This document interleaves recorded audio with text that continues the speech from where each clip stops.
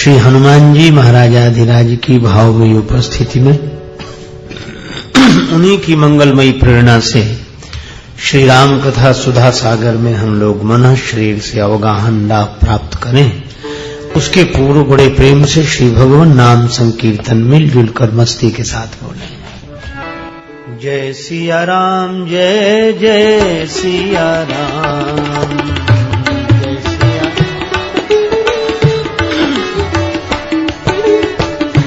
जय सिया राम, जय जय सिया राम, जय सिया राम, जय सिया राम, जय जय सिया राम, जय सिया राम, जय सिया राम, जय जय सिया राम।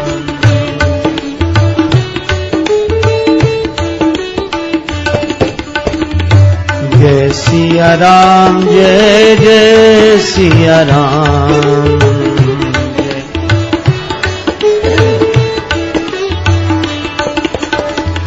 मंगल भवन अमंगल हारी, मंगल भवन द्रवहु सुदशरथ अजिर बिहारी, द्रवहु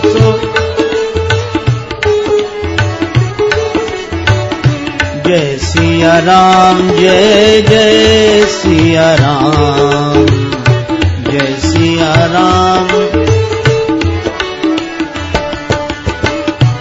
सुमिरि पवन सुत पावन नाम, सुमिरि पवन सुत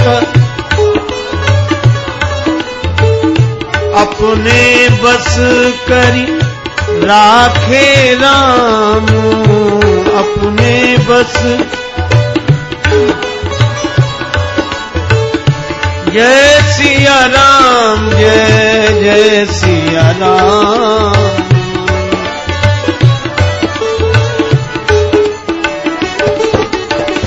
जय सिया राम, जय जय सिया राम, जय सिया राम,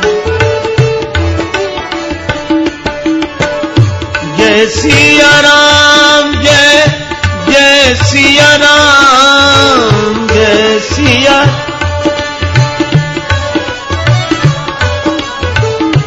जय सिया राम, जय जय सिया राम,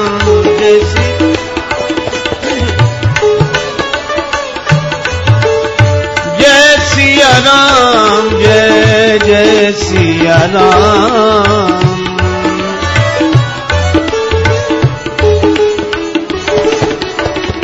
जय सिया राम, जय जय सिया राम, जय सिया राम। अशरण शरण दया के धाम, अशरण शरण मुझे भरोसा तेरा राम, मुझे भरो। जय सिया राम, जय जय सिया राम, जय सिया राम। करुणा कर अपना लो राम, करुणा कर अपना दास बना लो राम, अपना दास। जय सिया राम, जय जय सिया राम, जय सिया राम, जय जय सिया राम, जय जय सिया राम, जय सिया राम, जय जय सिया, जय सिया राम, जय जय सिया राम,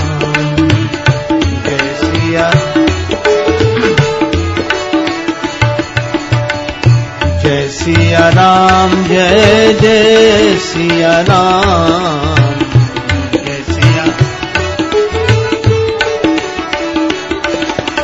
जय सिया राम, जय जय सिया राम। जय सिया राम, जय जय सिया राम। जय सिया राम, जय जय सिया राम। जय सिया राम, जय जय सिया राम।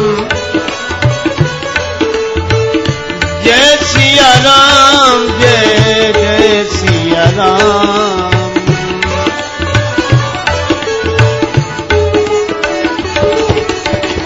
जय सिया राम, जय जय सिया राम। जय सिया राम, जय जय सिया राम। जय जय सिया राम, जय जय सिया राम, सिया राम। श्री सीताराम जी महाराज की, श्री हनुमान जी महाराज की जय।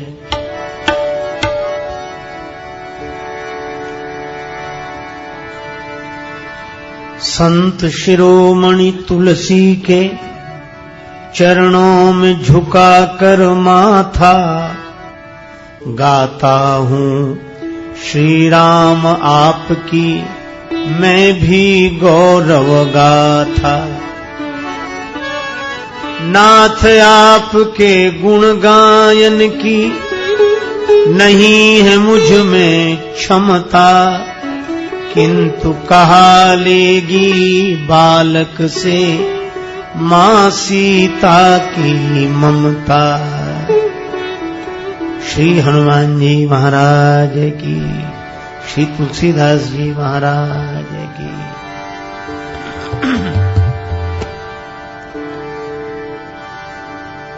भगति करत बिनु जतन प्रयासा, भगति करत बिनु जतन।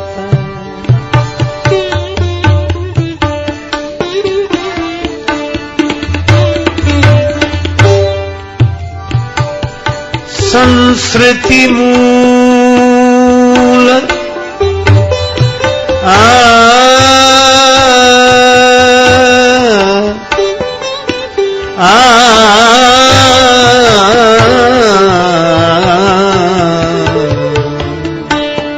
संस्कृति मूल अविद्या नासा,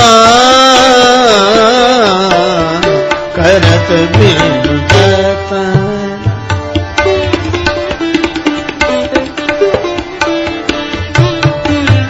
जतन प्रयासा, भगति करत बिनु जतन, करत बिनु जतन, करत बिनु जतन।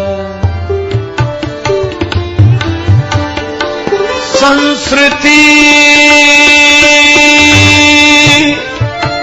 मूल अविद्या नासा,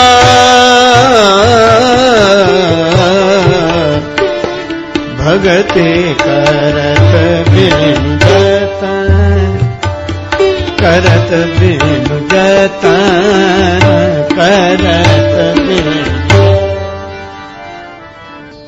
भगवत भक्ति की महिमा का प्रतिपादन करते हुए श्री तुलसीदास जी महाराज ने यह पावन पंक्ति श्री रामचरितमानस में श्री कागभूषुंड जी श्री गरुड़ जी के संवाद के बीच में उपस्थित की है, जिसका आशय है कि जो आवागमन की मूल अविद्या है, आवागमन के कारण में जो मूल है वह अविद्या ही है, उसकी निवृत्ति भगवत भक्ति करने से बिना किसी यत्न और प्रयास के निवृत्ति हो जाती है।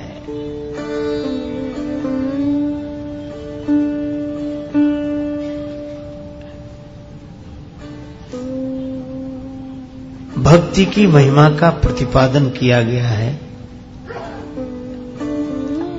इसका यह आशय नहीं है कि ज्ञान की महिमा कम है, नहीं कछु पावन ज्ञान समाना, नहीं ज्ञानेन सदृशम पवित्रमिह विद्यते। ज्ञान की अपनी महिमा है,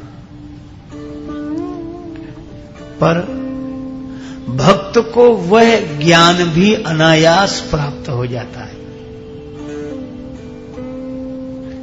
भरत जी भक्त हैं, सदा एक ही बात कहते हैं, मुहि समान को पाप निवास, मेरे जैसा कोई पापी नहीं है। अधम कवन जग मोहि समाना, मेरे जैसा अधम कोई नहीं है। मैं सठ हूं, मैं सठ सदा सदोष।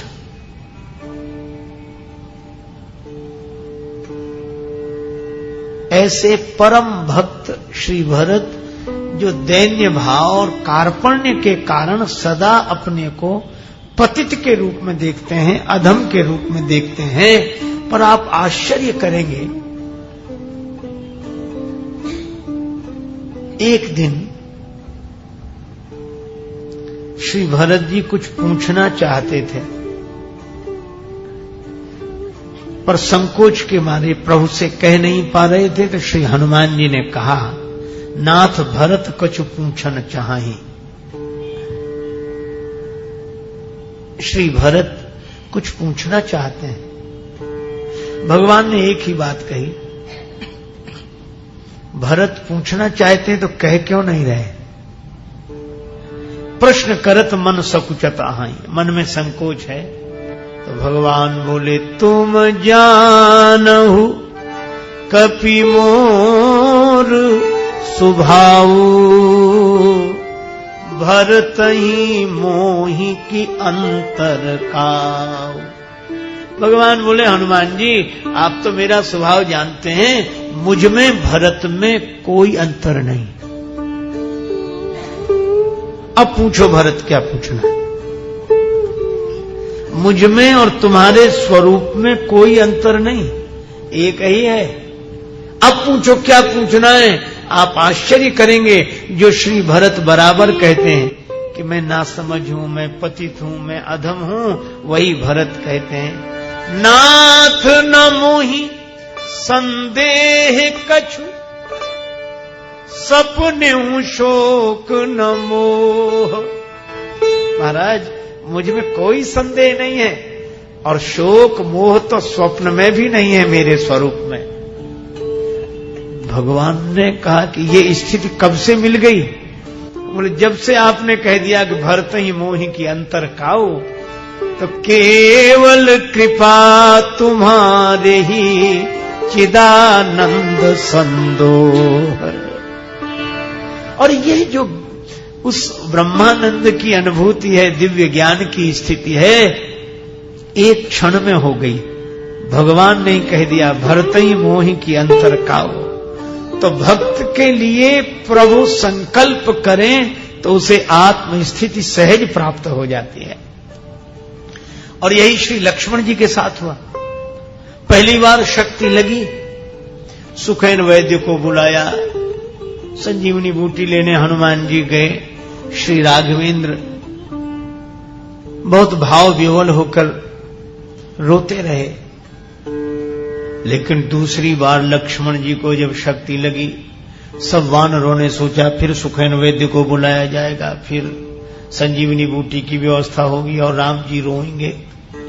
लेकिन वैसी लीला हुई नहीं।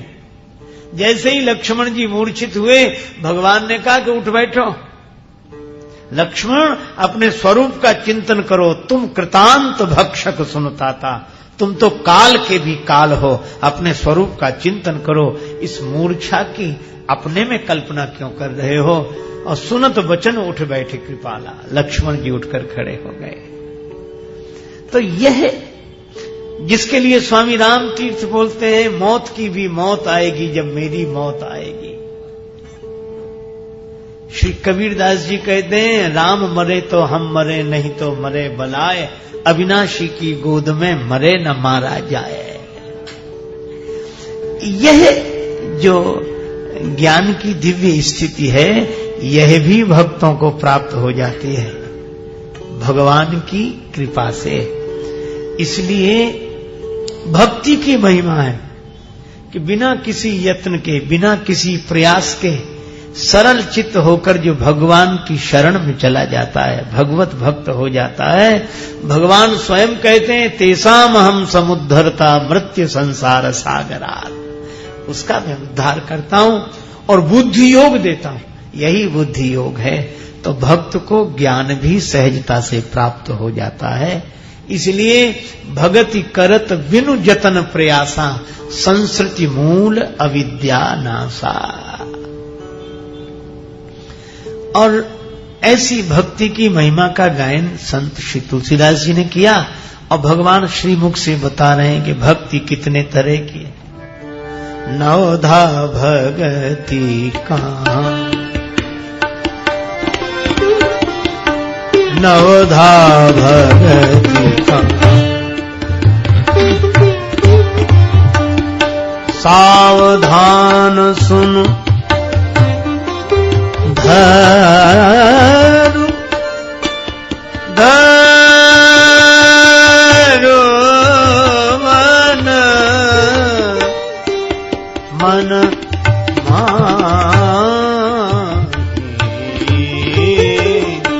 नवधा भगति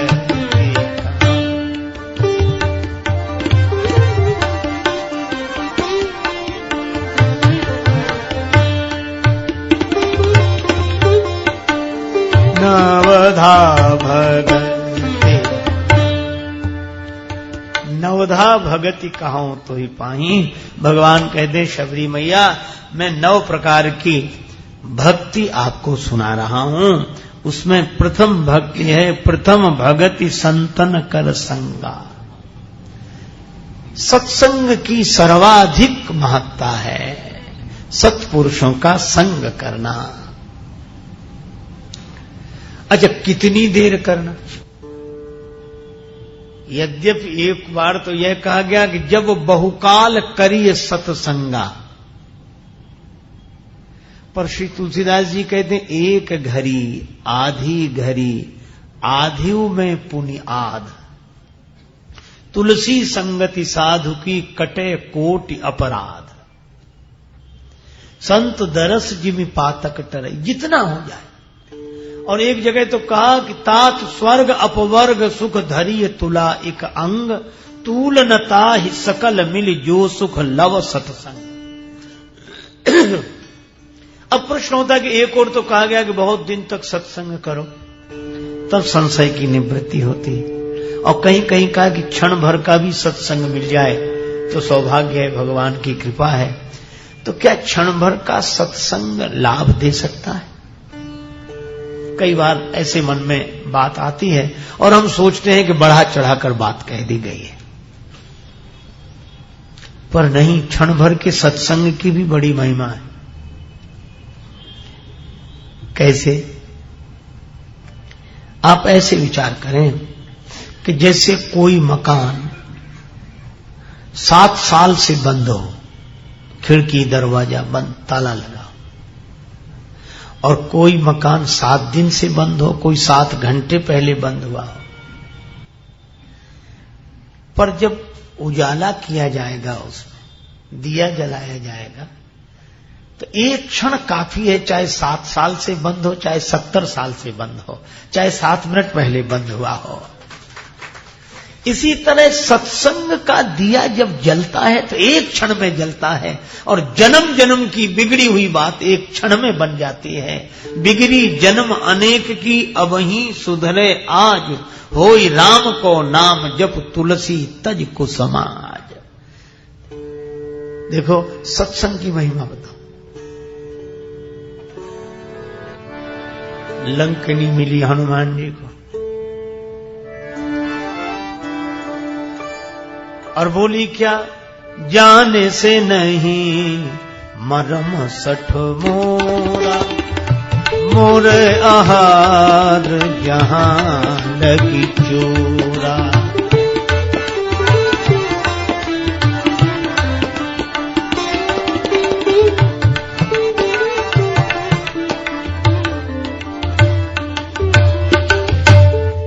लंकनी बोली मुझे नहीं जानते हो, मैं तुम्हें खा जाऊंगी। हनुमान जी बोले क्यों?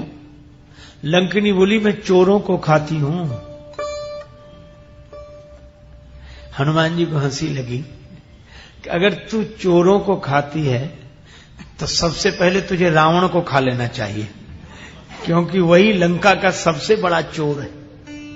रेती चोर कुमारग गाम, अंगद जी ने तो कहा है। पर अजीब बात है, हनुमान जी बोले मैं तो चोर का पता लगाने आया हूं, और तू चोर को खाती है कि चोर को रखाती है? चोर का पता लगाने वाले को खा रही है और कहती है कि मैं चोर को खाती हूं। हनुमान जी ने सोचा इसकी बुद्धि ठीक नहीं है, क्या करें? श्री हनुमान जी ने मुक्के का प्रयोग किया,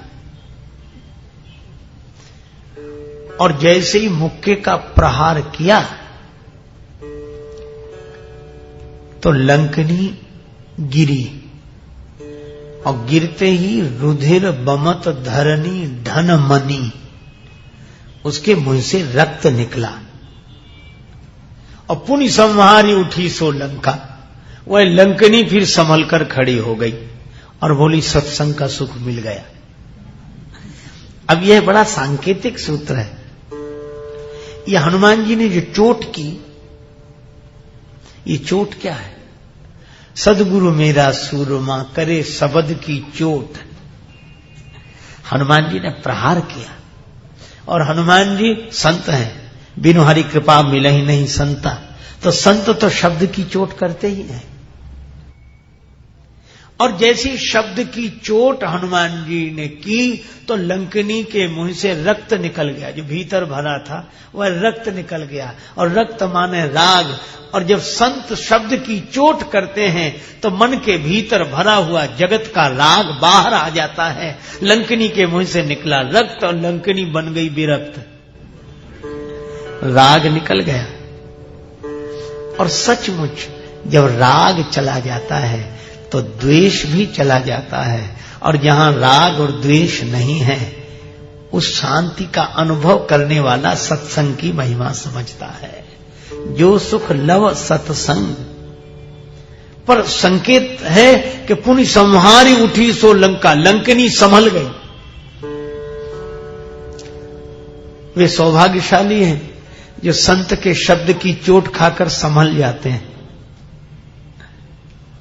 पर हनुमान जी ने इसी तरह की चोट रावण पर भी की थी।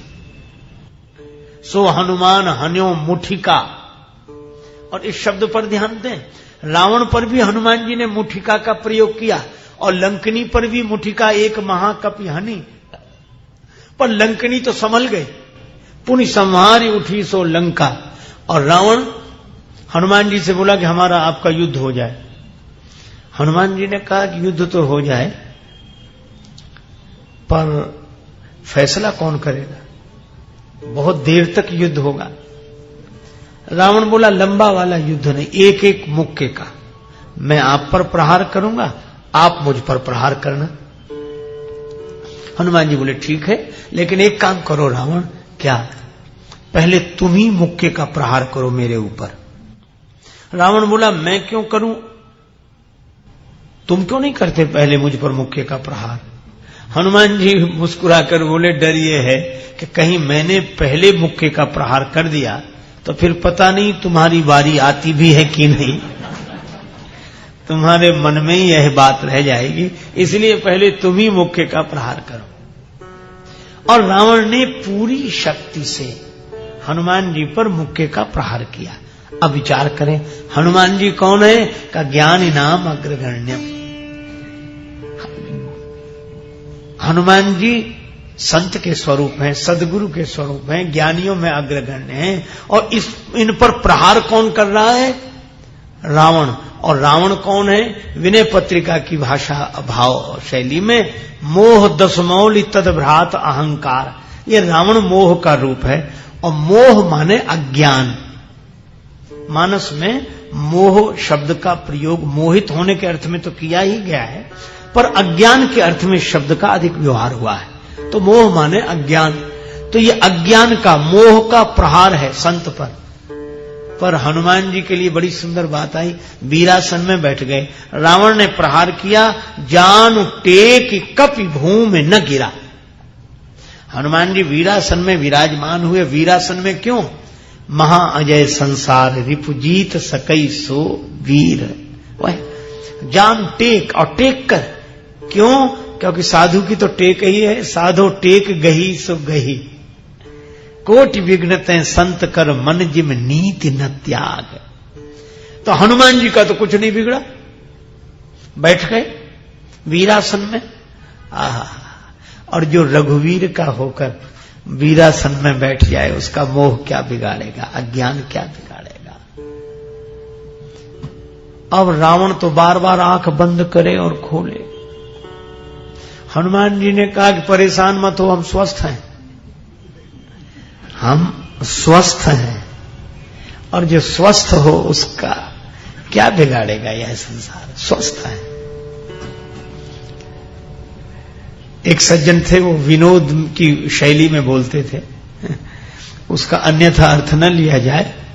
वो कहते थे कि महाराज आजकल तो बड़ी समस्या है। हमने कहा क्या?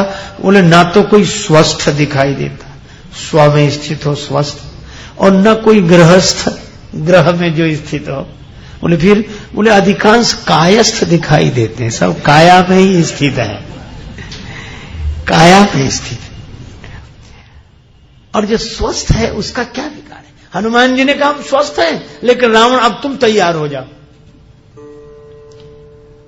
रावण बोला अब तैयार ही हैं और कर ही क्या सकते हैं। हनुमान जी ने मुक्का उठाया,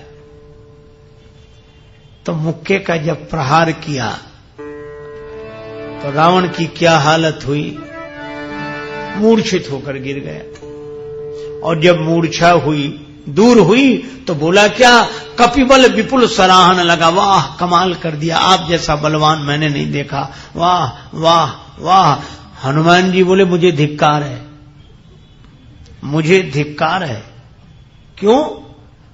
बोले बल देखते तो तब जब बताने के लिए बचते ही नहीं, तुम बच गए। और इसमें संकेत क्या मिला? संकेत ये मिला कि लंकनी पर हनुमान जी ने प्रहार किया तो लंकनी संभल गई, और रावण थोड़ी देर मूर्छित रहा, फिर तारीफ करता रहा। इसका अर्थ यह है कि संत शब्द की चोट सब पर करते हैं, पर जो साधक होते हैं वे इस शब्द की चोट से संभल कर खड़े हो जाते हैं, वे संभल जाते हैं। लेकिन जो संसारी हैं वे थोड़ी देर तो मूर्छित रहते हैं, संत के शब्द की बात सुनकर थोड़ी देर मूर्छित रहते हैं, और फिर वाह मजा आ गया, क्या कमाल किया, क्या बात कही, कैसी चोट की बात कही, बस तारीफ ही करते रह जाते हैं। तब संत को भी लगता है कि हमें धिक्कार है, अरे ये शब्द की चोट केवल इतने के लिए थोड़ी कही थी कि केवल प्रशंसा हो जाए हमारी, नहीं नहीं, इस शब्द की चोट से जो संभल जाए। तो लंकनी संभल गई और रावण संभल नहीं पाया। कैसे संभले? जब ये एक खोपड़ी वाले नहीं संभलते, वो तो 10 खोपड़ी वाला है, हो नहीं संभला। पर एक बात है, संत का सत्संग बेकार नहीं जाता। जैसे घड़ी में हम लोग अलार्म भरते हैं, तो जब भरते हैं तब नहीं बजता, पर जिस समय के लिए भरा जाता है उस समय जरूर बजता है। और अलार्म तो लोग इसलिए भरते हैं ताकि हम जग जाएं, उस समय से जग जाएं, उस समय पर। बस यही है, ये मन की घड़ी में सत्संग का अलार्म जो संत भरते हैं वह अभी भले ही न बजता हुआ दिखाई दे, पर जिस समय के लिए भरा है उस समय बजेगा जरूर, ये निश्चित बजेगा। किसी ने तुलसीदास जी से कहा कि हम लोग राम राम राम राम राम करते, क्या फायदा है? तुलसीदास जी बोले, अच्छा एक बात बताओ, बचपन में तालाब में तैरना सीखे थे, क्या फायदा था? बोले बस आदत थी।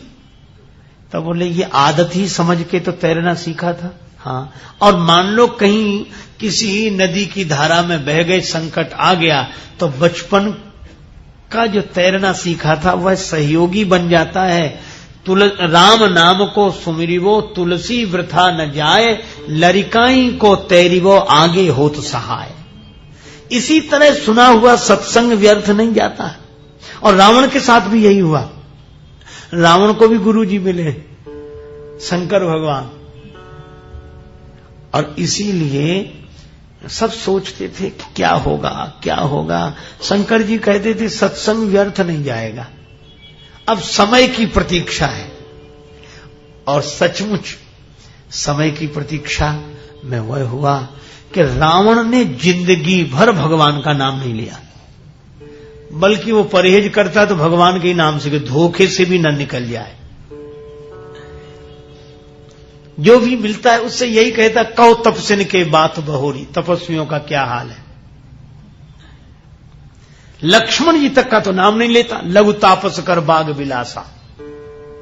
अंगद जी से कहता, तौ प्रभु नारी विरह बलहीना, तुम्हारे स्वामी का क्या हाल है, उस तपस्वियों का क्या हाल है, नाम नहीं लेता।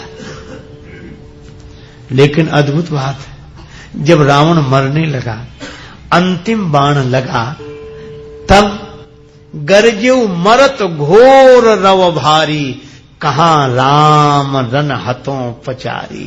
राम कहकर जो शरीर छोड़ा, शंकर जी कहते हैं पार्वती हम भी थे, हमहू उमा रहे ते संगा, देखत रामचरित रण रंगा। और जब रावण ने अंत में राम कहा तो हमें खुशी हुई कि चलो चेला ने दीक्षा सफल तो कर दी, सत्संग काम आ गया। लोग जिंदगी भर लेते हैं, अंत में नहीं ले पाते, और रावण ने चलो अंत में ले लिया। संत का उपदेश था। अच्छा, ये तो उस समय की बात। एक संत अभी सुना रहे थे मुझे कोई कहानी कि एक आदमी बहुत नास्तिक था, बहुत नास्तिक, माँ बाप परेशान, वो माने ही नहीं भगवान को। अब संत ने सुना, उस सज्जन ने सुना, प्रथम भगति संतन कर संगा, संत के संग से बदल जाते हैं। वो एक संत के पास गए, बोले महाराज मेरा बेटा पूरा अनीश्वरवादी, घोर नास्तिक, राक्षसों जैसे उसके काम हैं, उसे बदल दो। तो महात्मा बोले लाभ आया। उसने कहा क्यों बुलाया है, मैं अपनी आदत नहीं छोड़ सकता। महात्मा बोले छोड़ने के लिए कहा किसने, बिल्कुल मत छोड़ो, तुम जो करते हो वही करो, हमारी तुम्हारी मित्रता हो गई। बोला तब तो कोई हर्ज नहीं, आप हमें कुछ छोड़ने के लिए कहेंगे नहीं तो मित्रता में क्या हर्ज है। और बोले हम तो आप जैसी साधु को ढूंढ रहे थे जो हमें कुछ रोके ही नहीं, टोके नहीं। ठीक है, अब महात्मा साथ साथ रखें उसको, घूमने जाएं तो साथ साथ, कहीं जाएं तो साथ ले जाएं। धीरे धीरे संत ने उससे प्रेम कर लिया। एक दिन जंगल में गए घूमने, महात्मा ने कहा कि मित्रता है तो एक बात तो मान ले। बोले बोलो। महात्मा बोले एक बार मेरे कहने से राम कह दे, एक बार कह दे राम। बोले इससे क्या होगा। अब बोले वो बाद की बात है, तो कह दे। बोला नहीं कहूं तो। महात्मा बोले अकेले तुम हो, अकेले हम हैं, तुमसे हम मजबूत हैं, कहला कर रहेंगे। अब तो फंस गया चक्कर में, साधु भी जिसके पीछे पड़ जाए उसका कल्याण करके ही रहते हैं। तो उसने सोचा कि क्या हर्ज है कहने में। बोले इससे क्या बनेगा। महात्मा बोले तो बिगड़ेगा क्या, कुछ नहीं बनेगा तो बिगड़ेगा क्या, कह ले। तो बोला अच्छा जाओ, तुम्हारे कहने से कह दिया राम, अब नहीं कहूंगा। महात्मा बोले जरूरत ही नहीं है, बन गया काम। लेकिन एक बात मेरी और सुन ले। क्या। बोले इस एक बार जो तूने भगवान का नाम लिया है, इसके बदले में कोई कुछ मांगने के लिए कहे तो अपनी ओर से कुछ मत मांगना, यही कह देना कि इसके बदले में जो मिलता हो सो मिल जाए। उसने कहा ठीक है, बात आई गई हो गई। संत ने कहा कि इसका कल्याण हो गया। अरे महाराज कैसे। बोले वो छोड़ो। और सचमुच वह व्यक्ति समय आने पर मरा। मरकर गया परलोक में, कहा इसके तो पाप ही पाप हैं, नरक में ले जाया जाएगा। लेकिन चित्रगुप्त ने हिसाब समझाया कि एक बार एक संत के थोड़ी देर के संग से इसने जबरदस्ती राम कहा है। तो यमराज बोले हमारे यहां इस भजन का तो हिसाब है नहीं कि ये कहने का क्या फल है, तो इसी से पूछ लो। बोले तुम्हें अपने पापों की सजा भुगतनी है, एक बार राम कहा है, उसका फल क्या चाहते हो? उसे संत की बात याद आई, तो बोला इसके बदले में जो मिले वही मिल जाए, मैं अपनी ओर से कुछ नहीं मांगता। अब यमराज बोले हमारे खाते में तो यह है नहीं कि एक बार नाम लेने का क्या फल है, चलो ब्रह्मा जी से पूछें। ब्रह्मा जी बोले हम चारों वेदों की बात बता सकते हैं, पर ये भक्ति का मामला हमें भी पता नहीं कि नाम लेने का क्या फल है, तो फिर कुछ तो करो। का शंकर जी दिन रात नाम लेते, उनके पास चलो। शंकर जी ने कहा कि नाम तो मैं दिन रात लेता रहता हूं, लेकिन महिमा मुझे भी पता नहीं, अब क्या करें? बोले राम जी के पास ले चलो जिनका नाम है। सब लोग शंकर जी, ब्रह्मा जी, यमराज उस व्यक्ति को लेकर भगवान के यहां गए। भगवान बोले नाम तो हमारा ही है, लेकिन महिमा हमें भी पता नहीं है। अब एक काम करो। कहा क्या? बोले ये हमारे पास आ गया है, तो इसे अब यहीं छोड़ दो, आप लोग सब वापिस जाओ। और तुलसीदास जी ने 2 पंक्तियां इस प्रसंग से जुड़ी हुई लिखी। या सुनाम सुमिरत एक बारा, उतरहि नर भव सिंधु अपारा। दूसरी पंक्ति लिखी, कहो कहाँ लगी नाम बढ़ाई, राम न सकहि नाम गुण गाई।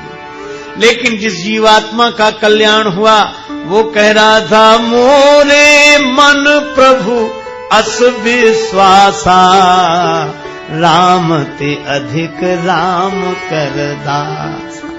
भगवंत से भी अधिक संत की महिमा है, कैसी युक्ति से कल्याण कर दिया।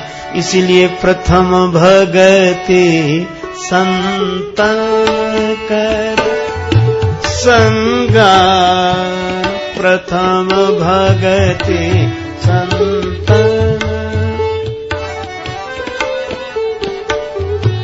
दूसर रति मम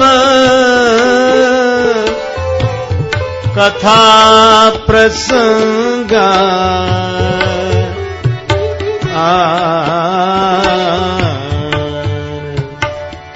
प्रथम भगति संत।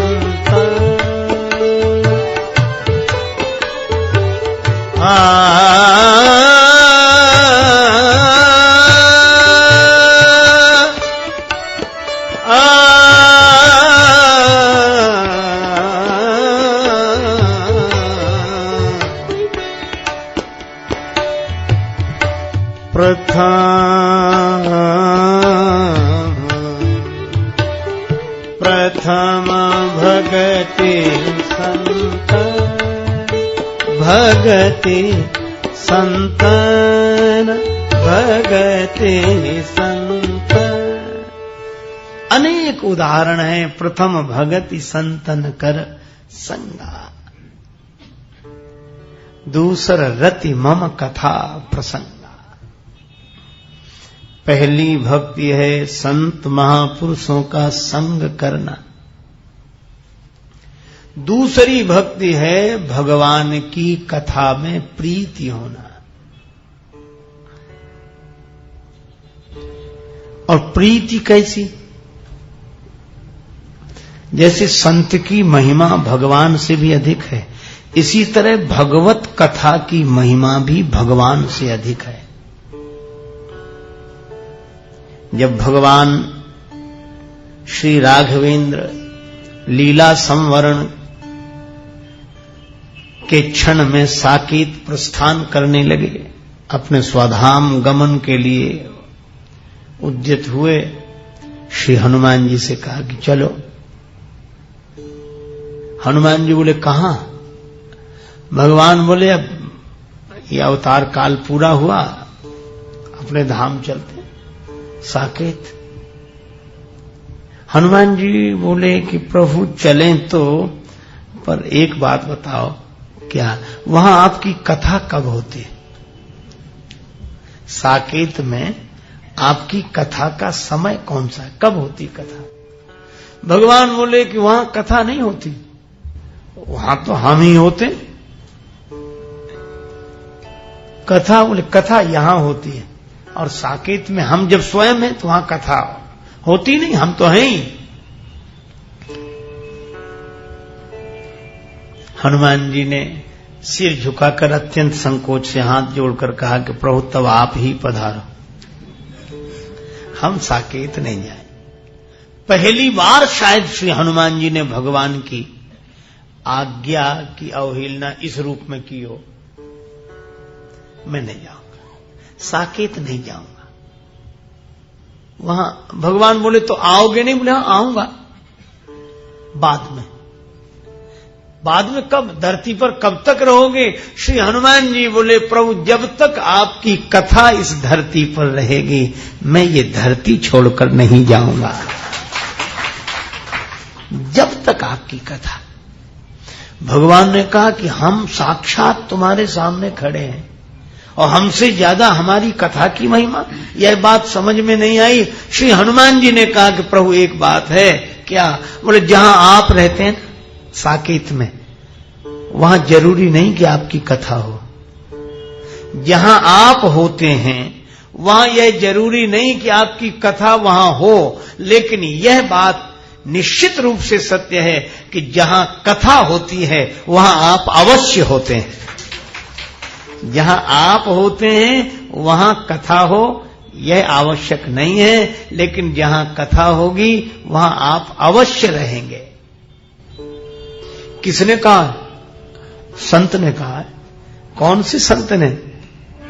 देवर्षि नारद को आपने ही कहा, और नारद जी ने हमें कहा नाहं बसामि वैकुंठे योगिनां हृदय न च मद्भक्ता यत्र गायन्ति तत्र तिष्ठामि नारद। भगवान कहते हैं मैं वैकुंठ में नहीं रहता, मैं योगियों के हृदय में नहीं रहता, फिर जहां मेरे भक्त प्रेम से मेरे गुणों का गायन करते हैं मैं तो वहां उपस्थित रहता हूं। नहीं अंतर में, नहीं बाहर में, नहीं आम में है, नहीं खास में है, न विरक्ति में है, न विलास में है। यदि प्रेम है तो प्रभु पास में है। भगवान की कथा की यह महिमा, जहां कथा वहीं भगवान।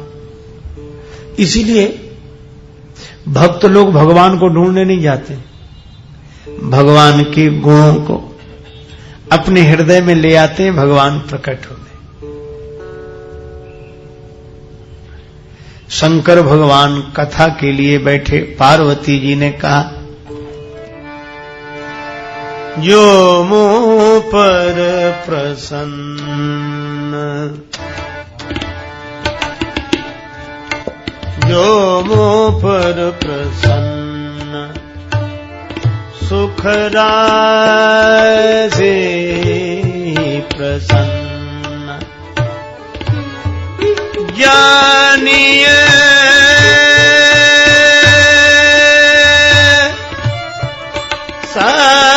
सत्य मोहिनी जदासी यो मो पर प्रसन्न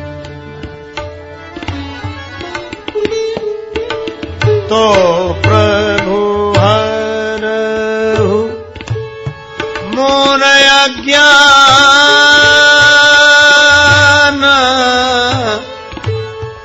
कही रघुनाथ कथा विधि नाना प्रसन्न जो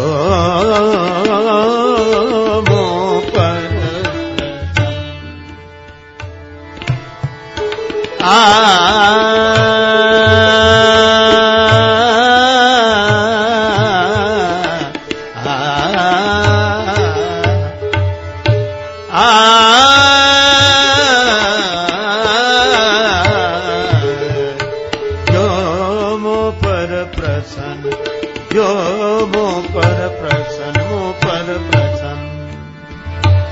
अगर आप मुझ पर प्रसन्न हैं तो भगवान की कथा सुनाएं।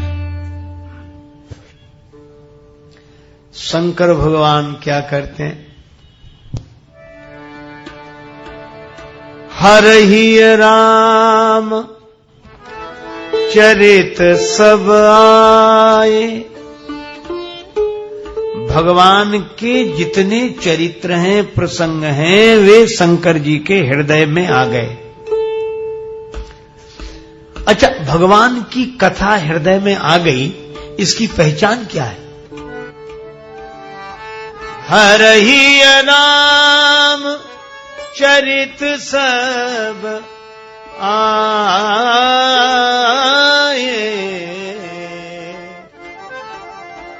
प्रेम पुलक लोचन जल छाए।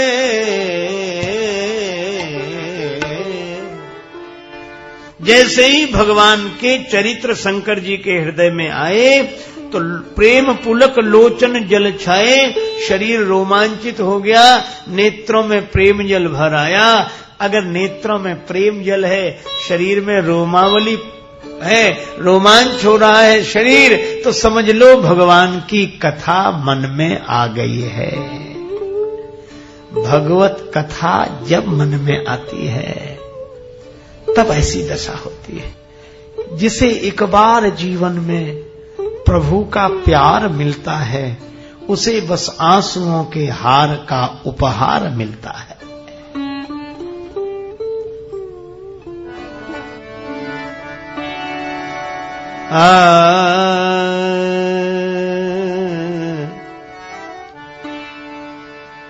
ये दो नैन कहो नहीं माने, नदिया बहे जैसे सावन की, कोई कहियो रे प्रभु आवन की, कोई कहियो रे प्रभु आवन की।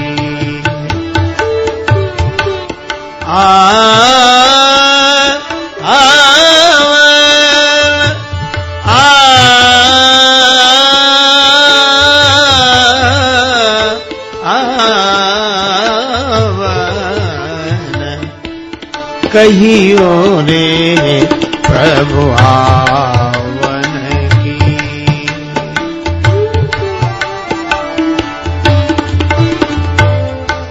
नदियां बहे जैसे सावन की।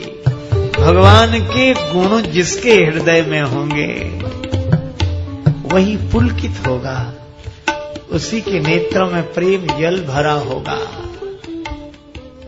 हर ही रामचरित सब आए, प्रेम पुलक लोचन जल छाए। और जब भगवान के गुण आए, भीतर प्रेम उमड़ा मन में, तो भगवान आ गए। श्री रघुनाथ रूपुर आवा, परमानंद अमित सुख पावा। बोलो, शंकर जी के हृदय में श्री रघुनाथ जी का रूप आ गया। इसका अर्थ है जहां जहां भगवान की कथा होगी, भगवान के गुण होंगे, वहां भगवान अवश्य उपस्थित रहते हैं, अवश्य। देखो, सीता माता अत्यंत व्यथित अशोक वृक्ष में के नीचे बैठी, अशोक वृक्ष के नीचे अशोक वाटिका में अत्यंत व्यथा है। व्यथा की निवृत्ति होती है भगवत कथा से। श्री हनुमान जी ने कथा सुनाई। लागी सुने श्रवण मन लाई, आदि होते सब कथा सुनाई। और कथा सुनकर सुनते ही सीता कर दुख भागा।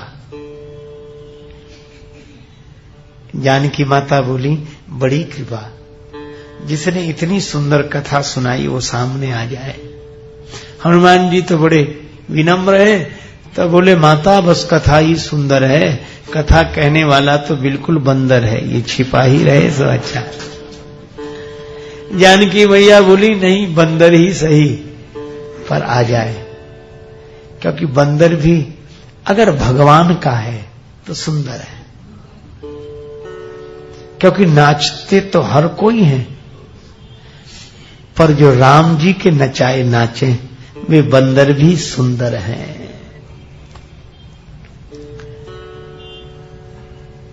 इसीलिए भाई भक्त लोग भगवान से क्या कहते हैं, हम कठपुतली तेरे हाथ की आरे, हम कठपुतली तेरे हाथ की, अरे जैसे भी चाहे नचाले मुरलिया वाले, जैसे भी चाहे नचाले मुरलिया वाले, जीवन है तेरे हवाले मुरलिया वाले, जीवन है तेरे हवाले। मुरली मुरली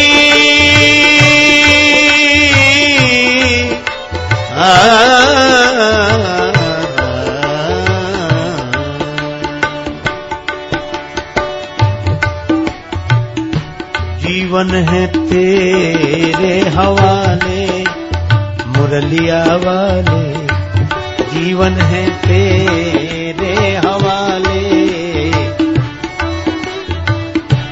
अपने चरण का दास बना के, अपने चरण का दास बना के, वृंदावन में बसा ले मुरलिया वाले, वृंदावन में बसा ले।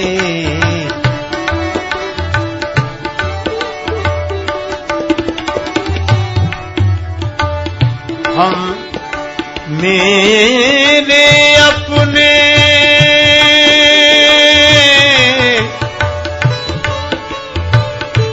मेरे अपने हुए न अपने, मेरे अपने हुए न अपने,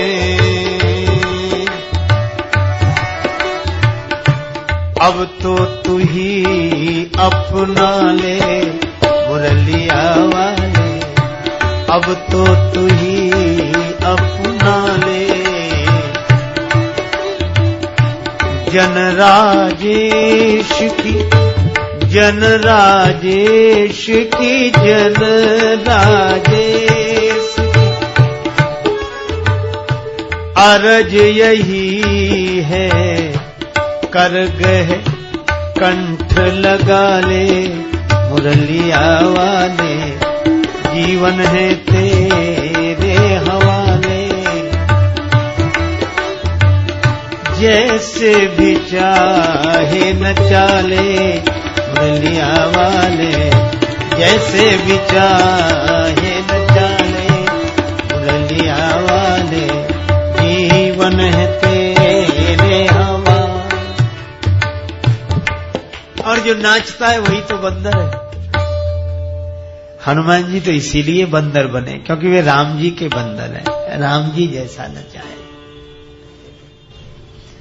सही बात यह है, जानकी मैया बोली बंदर ही सही पर राम जी के बंदर हो इसलिए सुंदर हो। और यही कारण है कि हनुमान जी का चरित्र जिस कांड में विशेष है वह बंदर कांड नहीं सुंदर कांड है हनुमान जी।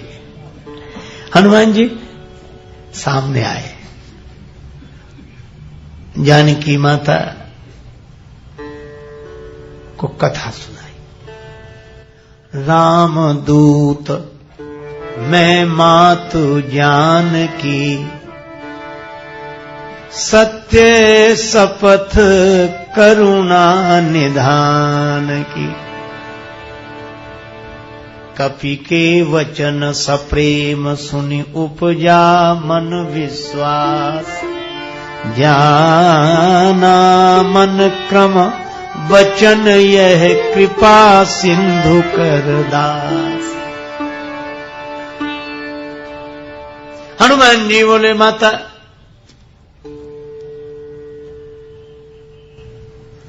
भगवान ने मुझे भेजा है, मैं राम जी का दूत हूं। करुणा निधान भगवान की शपथ करके कहता हूं। और यह करुणा निधान नाम श्री जानकी जी को बहुत प्रिय है। क्यों?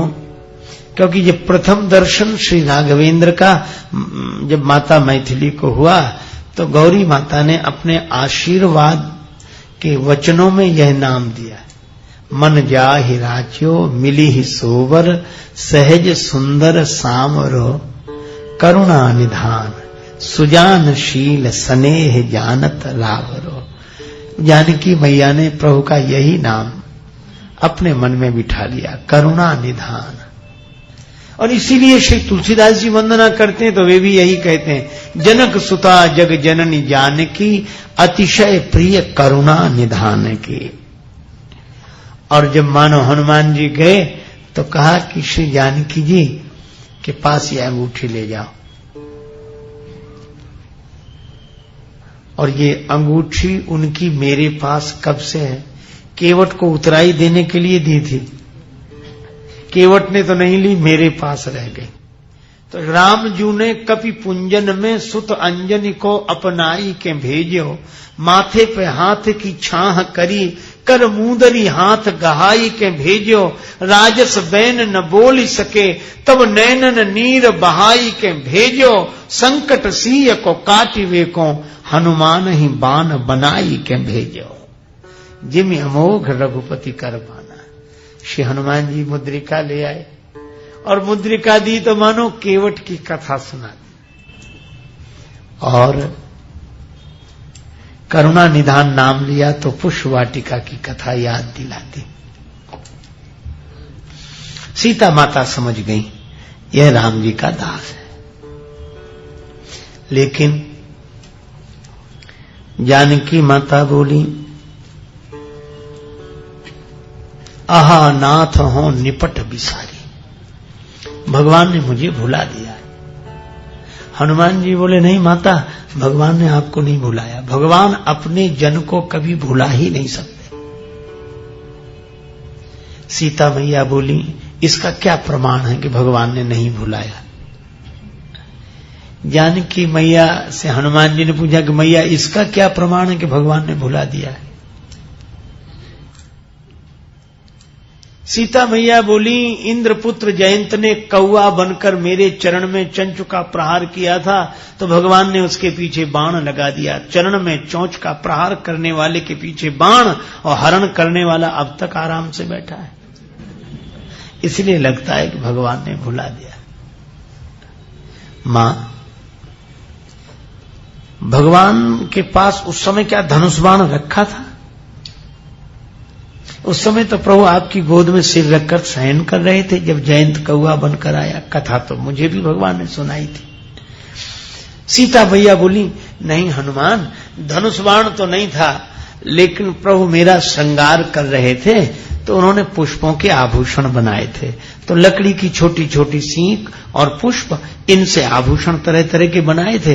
तो लकड़ी की छोटी सी सींग थी, उसी को भगवान ने बाण बनाकर जयंत के पीछे लगा दिया। मां, सींग क्या बाण बनी होगी? सींग धनुष सायक संधाना। नहीं नहीं हनुमान, बात सींग की नहीं है, बात प्रभु के संकल्प की। प्रेरित मंत्र ब्रह्म सर धावा। हनुमान जी बोले, माता तो औरों को तो सींग दिख रही होगी, पर बाण है ये तो आप जानती होंगी या जयंत जानता होगा। हाँ हाँ, तो ऐसा भी तो हो सकता है कि चरण पर चोंच का प्रहार करने वाले काक के पीछे भगवान ने सींग के रूप में बाण लगा दिया। तो यह भी तो होगा कि हरण करने वाले के पीछे किसी और रूप में बाण को लगा दिया। किस रूप में? हनुमान जी बोले माता सामने देखो, ये वानर के रूप में बाण ही उपस्थित हुआ है। जिम अमोघ रघुपति कर बाना, यही भांति चले हुए हनुमाना। और माता एक बात और है, क्या?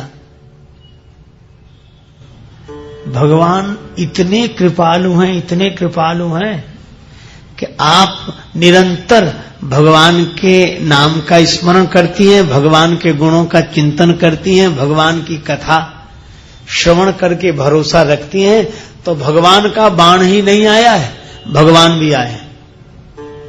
भगवान आए कहां है? मां अभी अभी कथा हुई है, तो जहां कथा वहां भगवान। लेकिन ये तो भावना की बात है, प्रत्यक्ष प्रमाण भी तो मिले कि भगवान कथा में रहते हैं। हनुमान जी बोले अभी मिलेगा। मां अब तक तो मैंने अपनी बात कही, लेकिन अब रघुपति कर संदेश अब सुन जननी धरि धीर, अस कही कपि गद गद भयो, भरे बिलोचन नीर। मां अब श्री राम जी का संदेश सुनो, ऐसा कह के हनुमान जी मौन हो गए। अस कहे कपि गदगद भयो, ऐसे पुलकित हो गए, भरे बिलोचन नीर, और राम जी के नेत्रों में प्रेम जल भर आया, गदगद हो गए। फिर बोला कौन? जब हनुमान जी मौन हो गए तो बोला कौन? देखो, जैसे उद्घोषक यह घोषणा करके मौन हो जाता है कि अब आप इनके द्वारा इनकी बात सुनिए, उसके बाद उद्घोषक मौन, तो हनुमान जी तो हो गए मौन। अस कहे कपि गद गद भयऊ, भरे बिलोचन नीर, तो बोला कौन? तुलसीदास जी लिखते हैं, कहेऊ राम कहेऊ राम राम, कहेऊ राम राम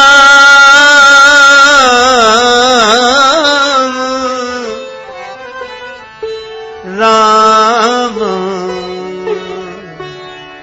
राम, कहेऊ राम वियोग तव सीता, मोकह सकल भये, विपरीता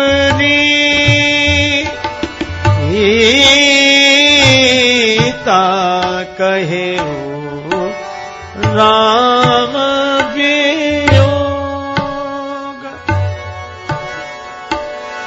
राम राम वियोग,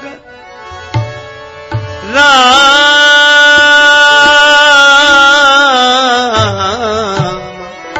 राम कहेऊ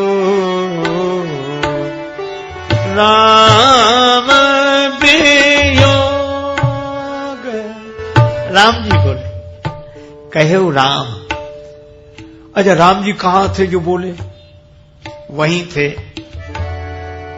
जास हृदय आगार, बसहि राम सर चाप धर। हनुमान जी के हृदय में ही तो राम जी बैठे, और मानो भक्त के पास भगवान पहुंच जाते हैं। कब? बोले जब कथा होती है। हनुमान जी ने जब कथा कही तब। इसका अर्थ है कि दिखाई क्यों नहीं पड़े? बोले वहां भी नहीं दिखाई पड़े, छिप कर गए थे, और आज भी दिखाई नहीं पड़ रहे पर छिप कर बैठे हैं। भगवान यहां भी हैं, जहां कथा वहां भगवान। कहां छिप गए? बोले संत के हृदय में, हनुमान जी के हृदय में छिपे हुए। कहेऊ राम वियोग तव सीता, मोकह सकल भये विपरीता। इसका अर्थ है कि जहां भगवान की कथा होती है वहां भगवान अवश्य रहते हैं। इसीलिए हनुमान जी बोले, आपकी कथा जब तक धरती पर रहेगी हम ये धरती छोड़कर नहीं जाएंगे। अच्छा, धन्य है हनुमान जी, जहां जहां कथा होती है वहां वहां हनुमान जी उपस्थित है। और हनुमान जी कथा सुनते कैसे? यत्र यत्र रघुनाथ कीर्तनम तत्र तत्र कृतमस्तकांजलिम वाष्पवारि परिपूर्ण लोचनम मारुतिम नमत राक्षसांतकम। श्री हनुमान जी के नेत्रों से तब तक प्रेम जल बरसता रहता है जब तक भगवान की कथा होती रहती। ऐसा कौन श्री हनुमान जी की तरह? इसका अर्थ है, अब फिर हम लोग विचार करें कि संत का संग, भगवान कहते मेरी भक्ति, कथा में प्रीति मेरी भक्ति। क्यों? अच्छा एक बात बताओ, संत का संग भगवान की भक्ति कैसे?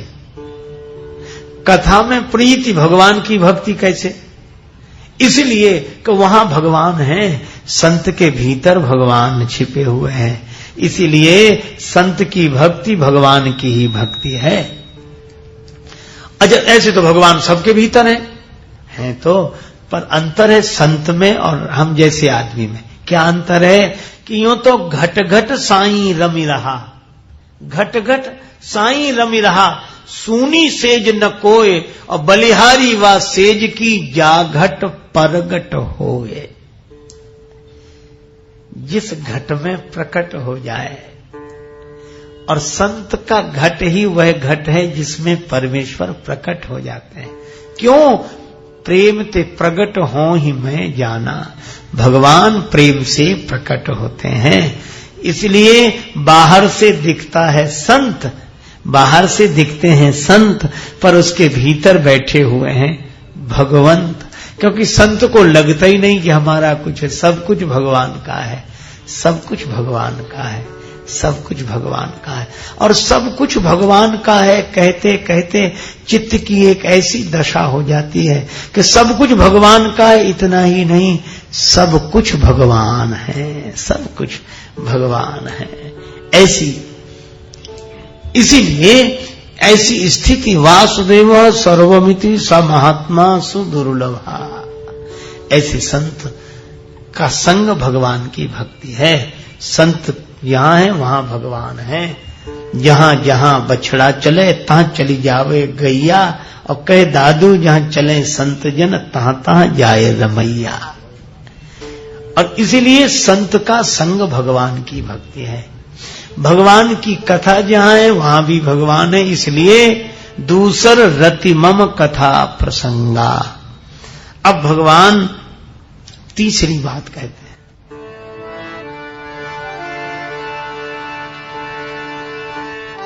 गुरुपद पंकज सेवा तीसरी भगति अमान अमान।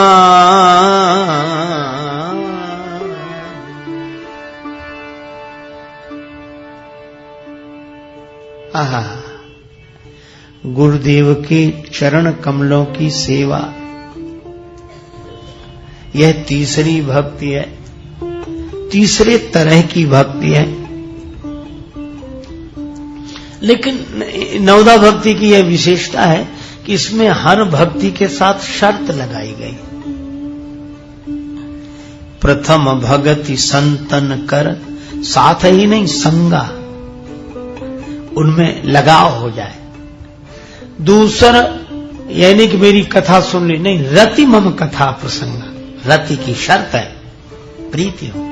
और इसी तरह तीसरी भक्ति में गुरुदेव की पूजा, चरण कमलों की सेवा करने में शर्त है तीसरी भगति अमान, मान रहित होकर।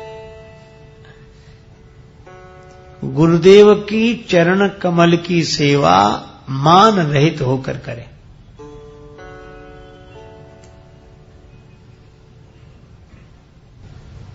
रावण भी गुरु भक्त है,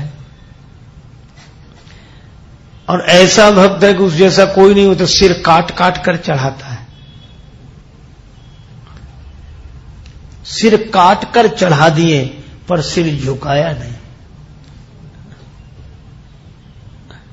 सिर झुकाता तो अभिमान की निवृत्ति होती, सिर काटने से तो अभिमान और बढ़ गया। ये तो सिर्फ झुकाते ही है, मैंने तो काट कर चढ़ा दिया। तो गुरु सेवा तो है पर इतना अभिमान। अच्छा, रावण ने कभी सिर झुकाया ही नहीं। एक बार देवताओं के लोक पर, स्वर्ग पर चढ़ाई कर दी रावण ने। आपन चले गदा कर लीनी, देवता घबराए। रावण आवत सुने सकोहा, देवता भागे। देवन तके मेरु गिरी खोहा। किसी ने देवताओं से कहा कि तुम तो अमर हो, तुम क्यों डर रहे हो? तुम तो मरोगे नहीं, अमर हो, फिर डर कर भागते क्यों? आप ऐसा सोचिए कि मरने वाले ही नहीं डरते, जो अमर है वो और ज्यादा डरते हैं। देवताओं ने कहा कि इसीलिए तो हम और ज्यादा डर रहे हैं क्योंकि हम अमर हैं। मरने वाला तो सोचता कि ज्यादा से ज्यादा मरेंगे और क्या होगा, लेकिन देवता बोले हमारी मुसीबत तो ये है कि मरेंगे नहीं, पर पता नहीं कब तक पिटेंगे। पिटते पिटते मरे भी तो निश्चिंतता होती, क्योंकि रावण गदा लेकर आ रहा है। अच्छा, तो कहां जाओगे? देवन तके मेरु गिरी खोहा, सुमेरु पर्वत की जो गुफाएं थीं उसमें घुस गए। अच्छा, रावण को पता है कि इसमें घुसे। रावण कहता निकलो बाहर, पर देवता निकलते ही नहीं। क्यों नहीं निकलते? गुफाओं के द्वार तो छोटे छोटे हैं और उसके भीतर जो जाएगा उसे सिर झुकाना ही पड़ेगा, और रावण सिर झुका नहीं सकता। किसी ने कहा कि देवता हो सकता है तुम्हारे सामने सिर झुकाकर तुम्हें पकड़ ले। देवता बोले हम अच्छी तरह जानते हैं, जिसने महादेव के आगे सिर नहीं झुकाया वो देव के आगे क्या सिर झुकाएगा। रावण कहता बाहर निकलो। अब गुफा में प्रवेश करने के लिए तो सिर झुकाना पड़ेगा और इधर उधर का बिखराव रोकना पड़ेगा, पर रावण के साथ तो दोहरी समस्या है। सिर झुका नहीं सकता और 5 सिर इधर और 4 इधर, एक सिर बीच में, दोनों तरफ ऐसा विस्तार है कि प्रवेश नहीं कर सकता। और ये अभिमान अपने, ये आसपास सिर क्या है रावण के? आसपास सिर होने का मतलब अभिमानी मुख्य तो खुद रहता पर आसपास रखता है लोगों को, क्योंकि आसपास लोग न रहे तो उसका अभिमान बढ़ेगा ही कैसे? वो तो लोगों से पूछते ही रहता क्यों, कैसा है, ठीक है, कहिए क्या ठीक है, कहिए, ताकि दो।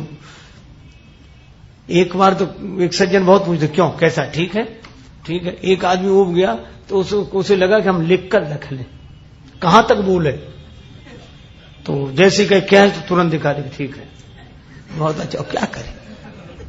रावण गुफा में प्रवेश नहीं कर पा रहा है। और ये गुफा क्या है? ये अंतर्मुखता की गुफा है और इसमें देवता छिपे हैं। और देवता कौन है? सुरगन सदगुण अंब अदितिसी। सदगुण सुरगन अंब अदितिसी, ये सदगुण ही देवता हैं। ये जितने भी सुख शांति के हीरे हैं वे तो अंतर्मुखता की गुफा में ही मिलेंगे, लेकिन इस अंतर्मुखता की गुफा में हमारा अभिमान जाने नहीं देता। हमारा सिर ही बाधा बना हुआ है, और सिर बाधा बना है इसका अर्थ क्या? बोले सिर में उठने वाले कुतर्क ही हमें भीतर नहीं जाने देते। रावण कहता बाहर निकलो, और देवता कहते जब तक हम भीतर हैं तुम हमारा कुछ बिगाड़ ही नहीं सकते। तो रावण ने सिर झुकाया ही नहीं शंकर जी के सामने। कवितावली में तो तुलसीदास जी महाराज ने बड़ी विचित्र बात कही। वे कहते हैं कि ब्रह्मा जी समय से रावण के यहां वेद पढ़ने के लिए आ जाते थे, बिल्कुल समय से, थोड़ा भी विलंब नहीं करते थे। वेद पढ़ें विधि, यहां तक तो गनीमत। आगे सुनो। शंभु सभीत पुजावन रावण सो नित आवे। शंकर जी डरते हुए, शंकर जी डरे और डरते हुए पहुंच जाए रावण के यहां। गुरु जी डर रहे, किससे? बोले चेला से, और चेले के यहां पहुंच जाए और कहेंगे हम आ गए हैं, कर लो पूजा। पूजा करो हमारी, हम आ गए। देखो देर तो नहीं कि समय से आ गए, करो पूजा। शंकर भगवान से किसी ने पूछा कि आप भी डरते हो, वो भी चेला से, क्या संदेश जाएगा समाज में? और आप तो काल के भी काल हो, साक्षात महान काल हो, आपको काहे का डर? शंकर जी बोले गलत समझ गए, हम वैसे थोड़ी ही डरते कि हमारा कुछ बिगाड़ लेगा।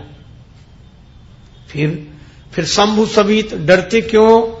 शंकर जी बोले हमें और कोई डर नहीं, एक ही डर है। क्या? बोले हम इसके पास समय से आ जाते हैं।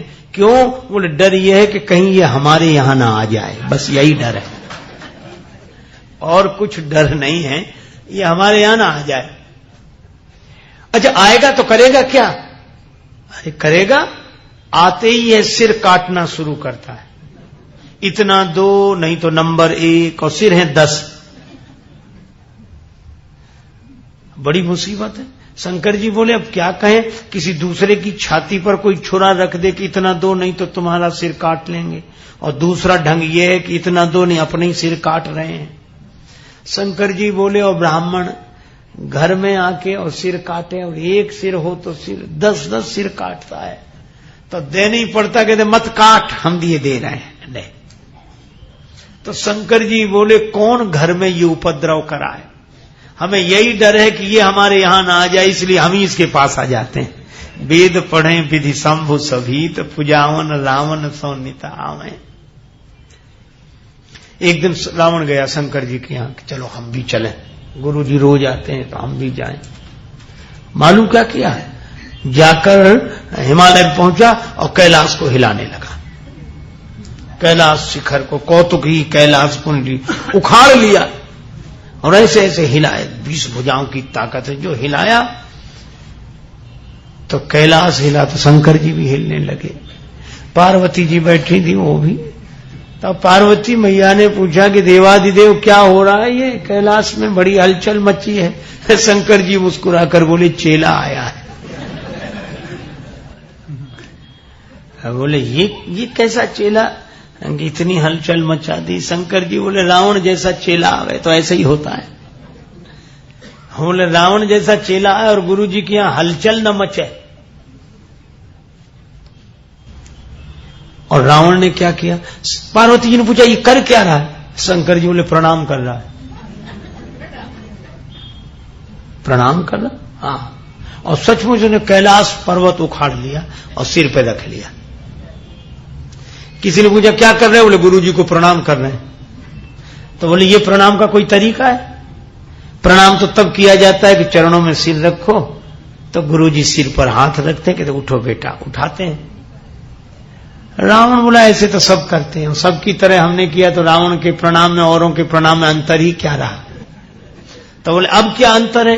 बोले और शिष्य गुरुदेव के चरण में सिर रखते हैं, गुरु आशीर्वाद देते हैं, ऊपर उठाते हैं, मानो भाव यह है कि गिरना शिष्य का काम है और गिरे हुए को ऊपर उठाना गुरुदेव का काम है। लेकिन रावण बोला मैं ऐसा चेला नहीं जिसे गुरु जी ऊपर उठाएं, मैं तो ऐसा चेला हूं जो गुरु जी को ही ऊपर उठाए हुए हों। अब बोलो अभिमान की ऐसी वृत्ति हो कि गुरु जी के कारण हम ऊपर नहीं उठे, हमारे कारण गुरु जी ऊपर उठे, हमारी वजह से लोग गुरु जी को जानते। पहले कोई जानते ही नहीं था, वो तो जब से हम चेला बने तब से। यह अभिमान, गुरुपद पंकज सेवा तीसरी भगति अमान। और इसीलिए अगर देखना हो तो भगवान को देखो। रावण के भी गुरु जी हैं, लेकिन रावण अभिमान नहीं छोड़ पाया। और राम जी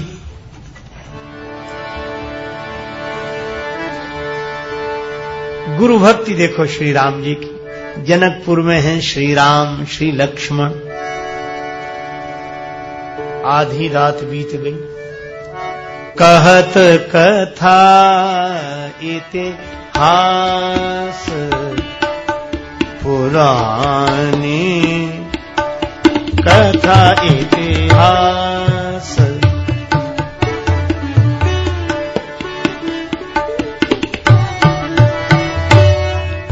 हा।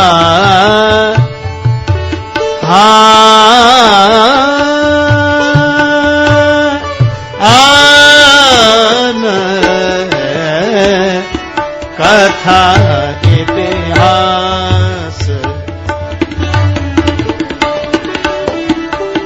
कथा इतिहास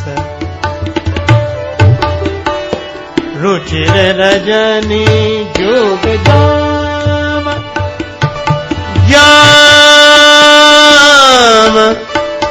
सिराने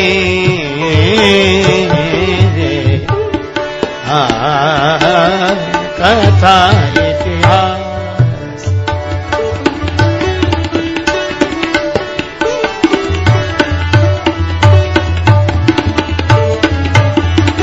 कहत कथा इतिहास रुचिर रजनी युग जाम सिराने कहत कथा इतिहास कहत कथा इतिहास कहत कथा इतिहास। विश्वामित्र जी कथा सुना रहे रात को। कथा का विश्राम हुआ कितने बजे? रात के 12 बजे। 12। उसके बाद मुनिवर शयन कीन तब जाए मुनिवर शयन कीन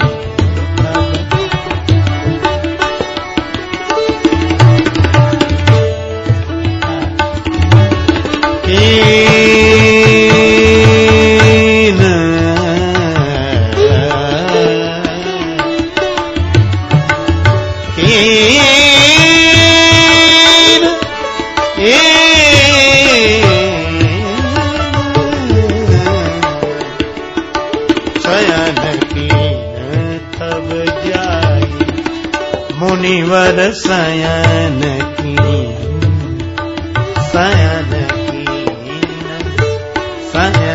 की रात्रि को 12 बजे विश्वामित्र जी विश्राम करते हैं और राम जी लगे चरण चापन दो भाई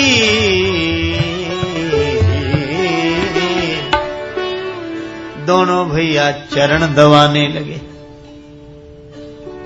तुलसीदास जी कहते हैं कि गुरु भक्ति है तो ऐसे। ये चरण कौन दबा रहे हैं? जिनके चरण सरोरुह लागी करत विविध जप जोग विरागी। जिनके चरण कमलों के दर्शन के लिए बड़े बड़े योगी अमलात्मा परमहंस महात्मा दर्शन करना चाहते हैं, उसके लिए तप करते हैं, वे ही भगवान।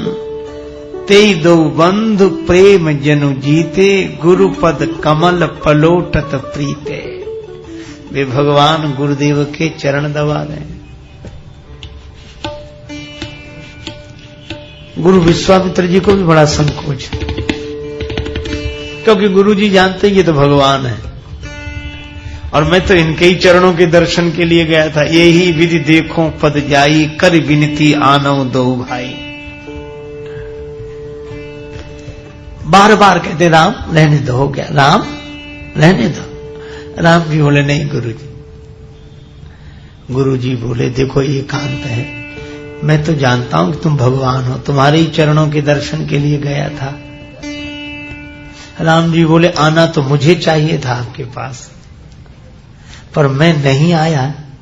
ये भूमि भार हरण करने में आया था और मैं आया नहीं, आपको आना पड़ा, तो यह तो गलती हो गई ना मुझसे, इसलिए मैं हार गया हूं। और हारा हुआ व्यक्ति दाव तो चुकाता ही है, इसीलिए यही समझ लीजिए कि उस गलती का प्रायश्चित कर रहा हूं। तेई दो बंधु प्रेम जन जीते, जैसे प्रेम से जीत लिया हो। और भगवान बोले एक बात और है। क्या? गुरुदेव, आप गुरुदेव हैं। विश्वामित्र जी बोले यह तो लीला है, तुम शिष्य बने हो, हम गुरु जी बने। भगवान बोले इस लीला से ही तो उपदेश मिलना चाहिए समाज को। क्या? बोले अगर आप गुरुदेव हैं और मैं आपका शिष्य हूं, तो शिष्य और गुरु के बीच में कैसी सेवा भावना होना चाहिए, यह भी तो लोग देखें। तेई दो बंधु प्रेम जनु जीते, गुरुपद कमल पलोटत प्रीते। कितनी रात्रि को? रात्रि के 12 बजे के बाद। बोलो, आज के युग में ऐसी सेवा की तो पहले तो सेवा की ही कल्पना नहीं की जा सकती,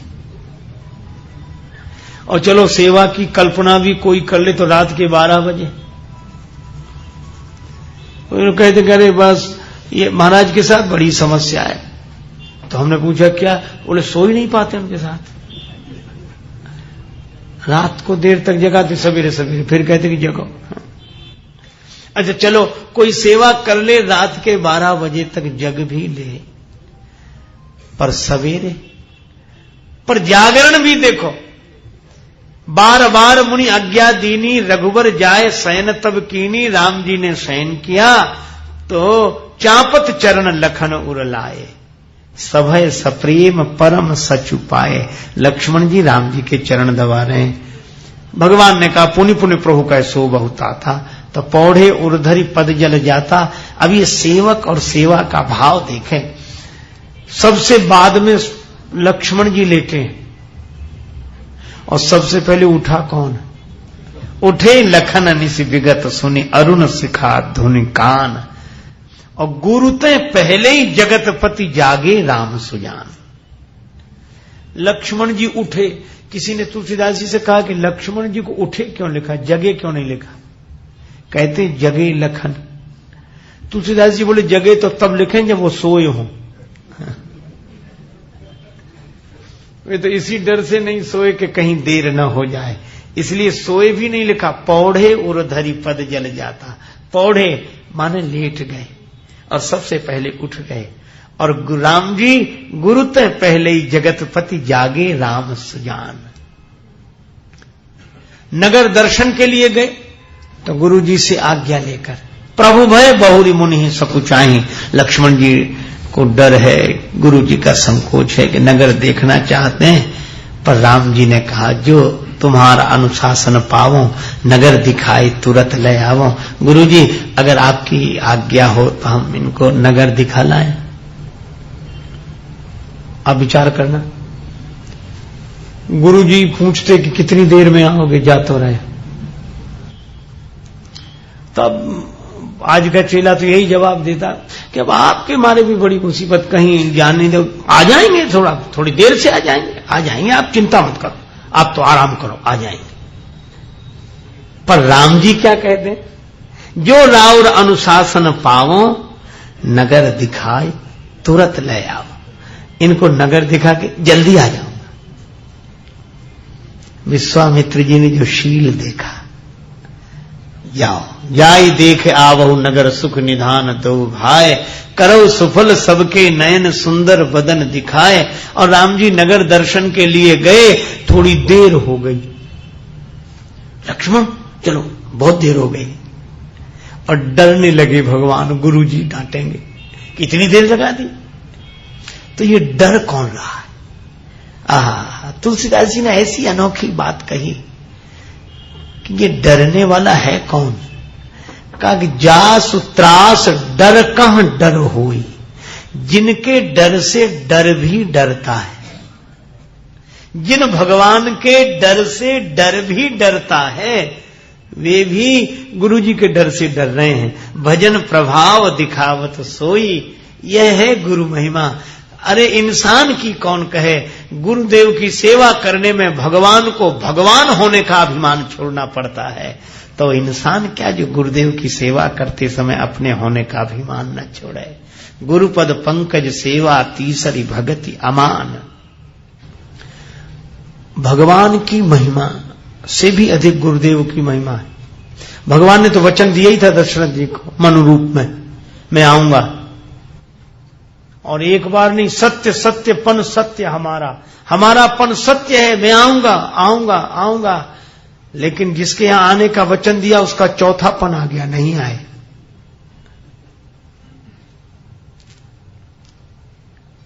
राम जी से किसी ने कहा कि वचन देकर भी नहीं जाते, वचन देकर भी नहीं जाते हो, कम से कम वचन की मर्यादा तो रखो, मर्यादा पुरुषोत्तम हो। राम जी बोले मर्यादा के कारण ही तो नहीं जा रहा, कौन सी मर्यादा बाकी है। दशरथ जी के घर जाओ, भगवान बोले हम उनके ही घर जाते हैं जो गुरुदेव के दर पर जाते हैं, और जो गुरुदेव के दर पर नहीं जाते हम उनके घर पर नहीं जाते हैं। यह भी तो मर्यादा है। अगर हम दशरथ जी गुरु जी के पास न जाएं, हम उन्हें मिल जाएं, तो लोग यही कहेंगे कि गुरु जी की क्या जरूरत है, भगवान तो ऐसे ही मिल जाते हैं। नहीं, राम मिलावन हार परम गुरु राम मिलावन हार,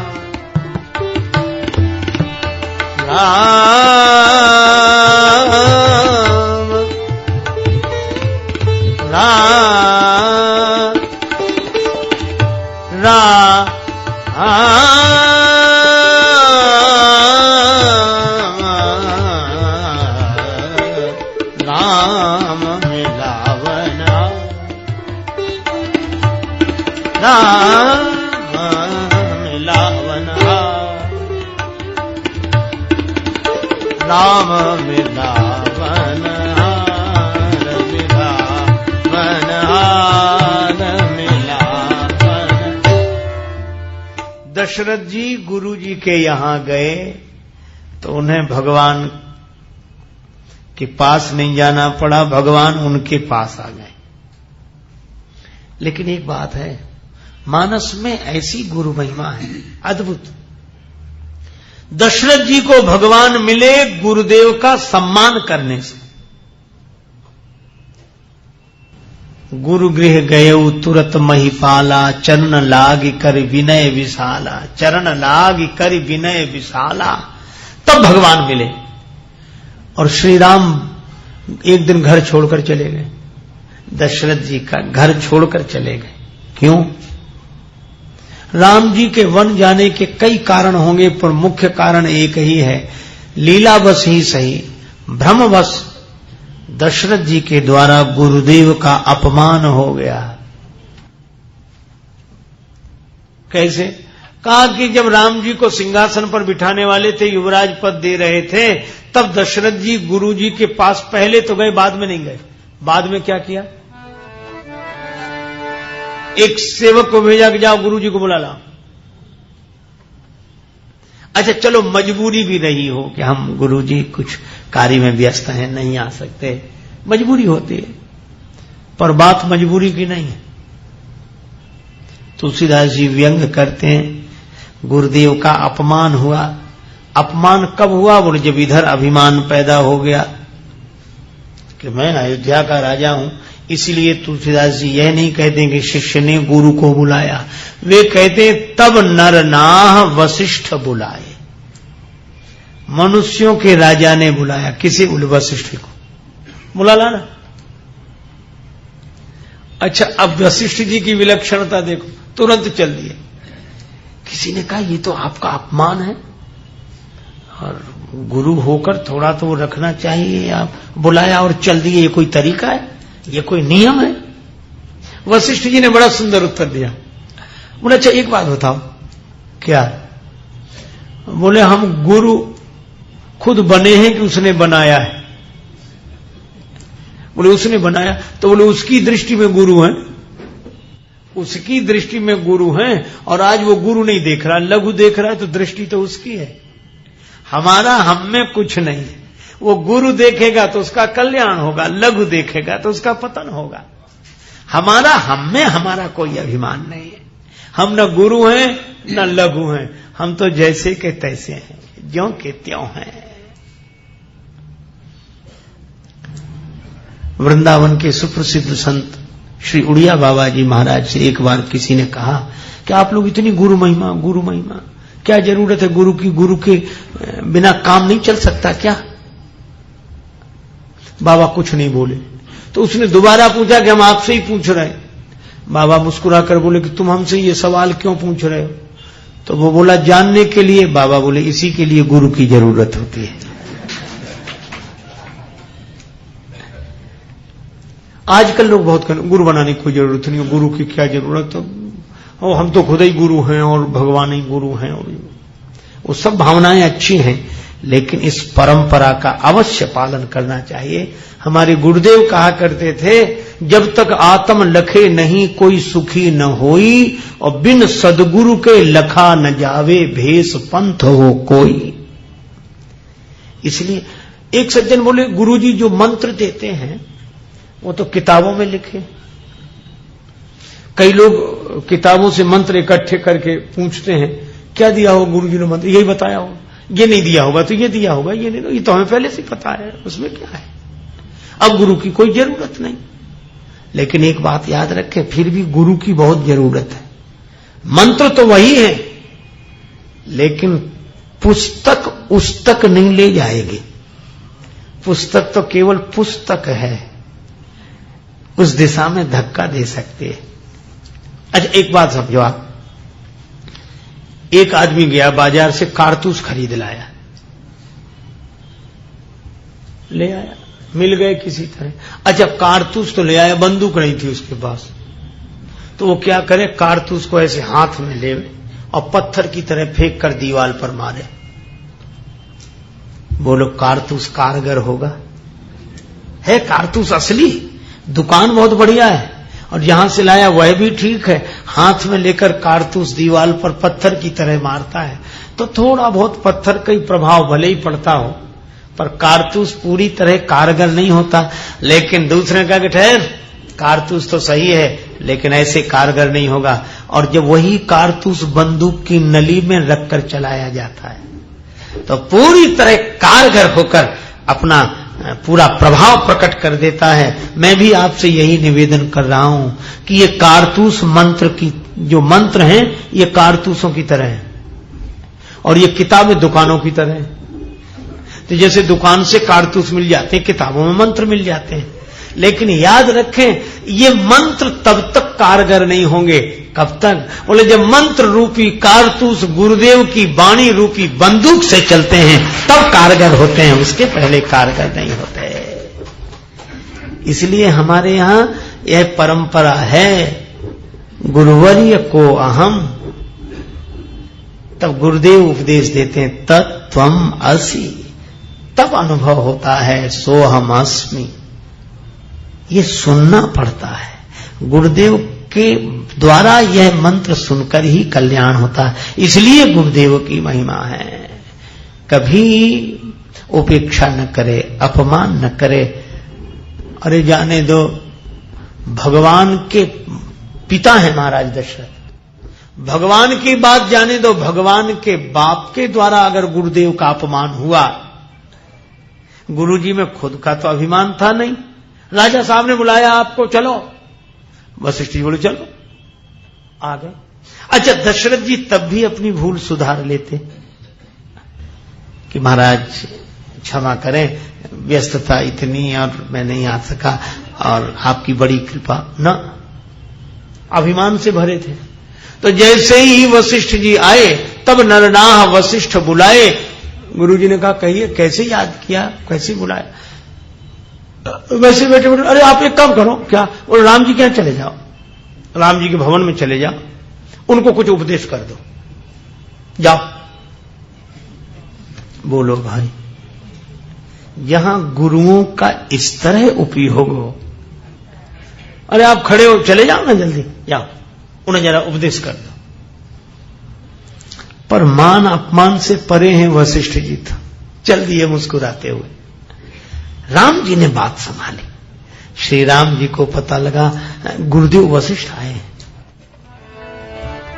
राम जी ने जो सुना तुरंत भवन छोड़कर नंगे पांव बाहर निकल आए, श्री सीता जी के संग बाहर निकल आए और रास्ते में ही हाथ जोड़कर खड़े हो गए। गुरुदेव को देखा तो धरती पर सिर रखकर प्रणाम किया हाथ जोड़कर, और राम जी ने आंखों में आंसू भरकर कहा, सेवक सदन स्वामी आगमनु मंगल मूल अमंगल दाम। सेवक सदन स्वामी आगमनु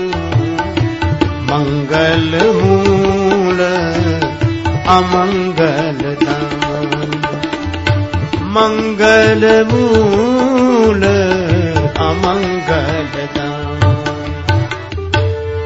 श्री राम जी कहते हैं, यद्यपि सेवक के घर स्वामी का आगमन ये अमंगल हरण करने वाला है, मंगल की सृष्टि करने वाला है। मेरा सौभाग्य जो गुरुदेव पधारे, पर गुरुदेव यह उचित नहीं हुआ।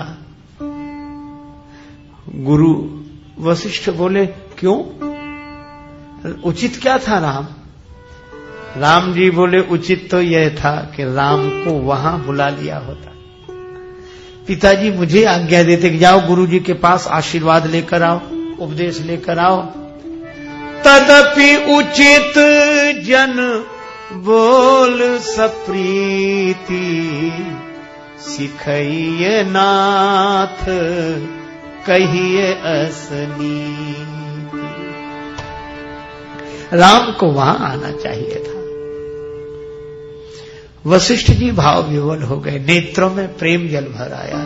बोले, राम तुम तो तुम ही हो, कसन राम तुम राखो नीति, तुम धर्म सेतु पालक हो, तुम्हें मर्यादा मालूम है, तुम्हें गुरु महिमा मालूम है, तुम्हारे जैसा गुरु भक्त और कौन। लेकिन राम सबसे मैं वो बात नहीं कहता है, तुमसे जरूर एक बात कहता हूं। उपदेश तुम्हें क्या देना, पर संयम पूर्वक रहना। पर एक बात सुन लो, राम करो सब संयम आजू, जो विधि कुशल निवाहे काजू। अगर विधाता कुशलता से ये कार्य पूरा हो जाने दे तो। स्पष्ट वशिष्ठ जी ने कह दिया कि हमें लगता नहीं कि ये कार्य पूरा होगा। विधि, विधि माने ब्रह्मा, ब्रह्मा जी इसे होने नहीं देंगे पूरा। कहा क्यों नहीं होने देंगे? बोले विधि बिगड़ गए, नाराज हो गए। क्यों नाराज हो गए? बोले जब यहां विधि बिगड़ जाती है तो वहां विधि बिगड़ जाते हैं। विधि बिगड़ गई यहां, क्या बिगड़ गई? बोले गुरु शिष्य के पास जाए उपदेश देने। उचित तो ये था कि शिष्य गुरु के पास उपदेश और आशीर्वाद लेने जाए। राम जी बोले, गुरुदेव आप ठीक कहते हैं। और दूसरे दिन वही हुआ, भगवान वनवासी हो गए और राम जी गए, लक्ष्मण जी गए, सीता जी गईं। इसका अर्थ है कि जिसके द्वारा गुरुदेव का अपमान होगा, या जहां गुरुदेव का अपमान होगा वहां ना ज्ञान होगा, ना वैराग्य होगा, ना भक्ति होगी, कुछ नहीं होगा। ये वनवासी हो जाएंगे। इसलिए जहां गुरुदेव वहीं ज्ञान, जहां ज्ञान वहीं वैराग्य, और जहां ज्ञान वैराग्य वहीं भक्ति। तो दशरथ जी के द्वारा जो गुरुदेव का अपमान हुआ तो राम जी घर छोड़कर चले गए, लेकिन भरत जी के द्वारा लौट कर आए। क्यों? क्योंकि भरत जी के लिए एक बात कही गई, गुरु अवमान दोष नहीं दूसा।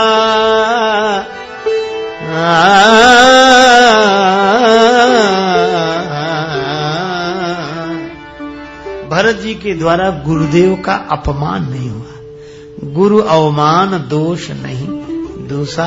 वे तो गुरुदेव को संग लेकर गए, गुरुदेव से ही प्रार्थना की कि गुरु जी आप जैसा करें। और यही कारण है अंत में वशिष्ठ जी ने कहा क्या? राम जी ने कहा कि गुरुदेव कुछ फैसला कर दें। वशिष्ठ जी बोले मुझसे मत कहलाओ। क्यों? इसलिए भरत सने विचार न राखा, भरत सने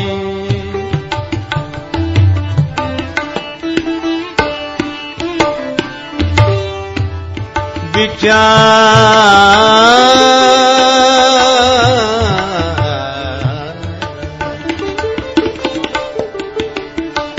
भरत सने विचार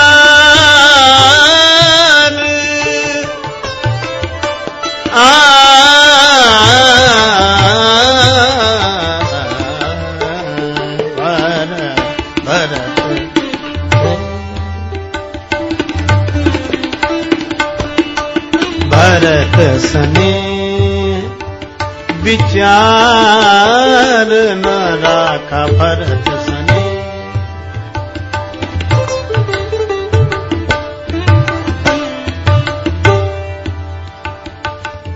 तेहि ते कहूं बहोरी बहोरी, भरत भगति बस भई मति मोरी। भरत सने विचार न राखा भरत सने। भरत सने भरत सने भरत सने। गुरुजी बोले कि मैं निर्णय नहीं दे सकता, भरत के प्रेम के बस में हो गई मेरी बुद्धि। भरत के प्रेम ने विचार रहने नहीं दिया। राम जी बोले फिर मैं क्या करूं? गुरु वशिष्ठ बोले मोरे ज्ञान भरत रुचि राखी, जो कीजिए सो शुभ शिव साखी। भरत जो कहें वही करो, मेरी समझ से तो एक ही बात समझ में आ रही है, वही शुभ होगा। शंकर भगवान साक्षी हैं इसके। भरत कहें सोई, आप भरत जो कहें वही करो। मोरे जान भरत रुचि राखी। राम जी भाव विह्वल हो गए। गुरुदेव इतने पक्ष में भरत के, राउर जा पर अस अनुरागु, को कही सकई भरत कर भागु। तो एक बात है क्या, बोले गुरुदेव की इतनी कृपा, गुरुदेव का इतना अनुराग भरत पर, तो निश्चित भरत जी ने जो गुरु सेवा अमान भाव से किए है, इसीलिए गुरुदेव की ऐसी कृपा है।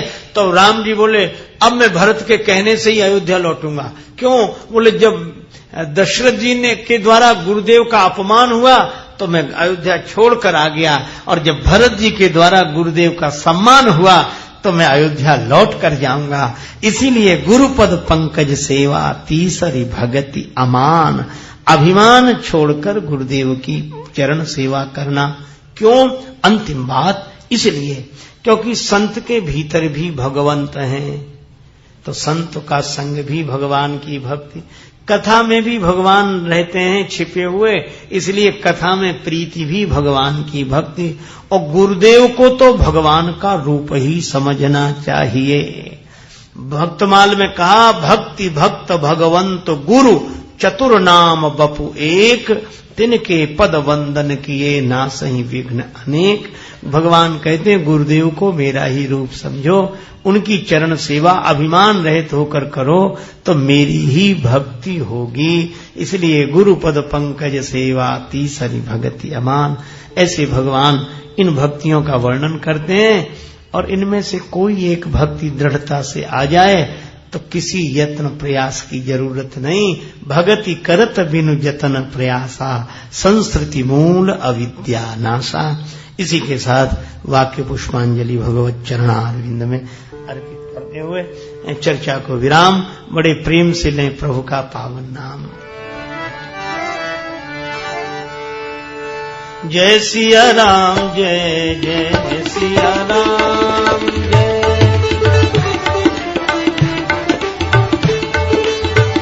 जय सिया राम जय जय सिया राम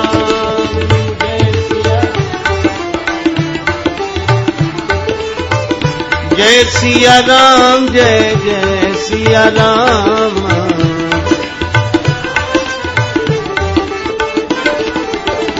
जय सिया राम जय जय सिया राम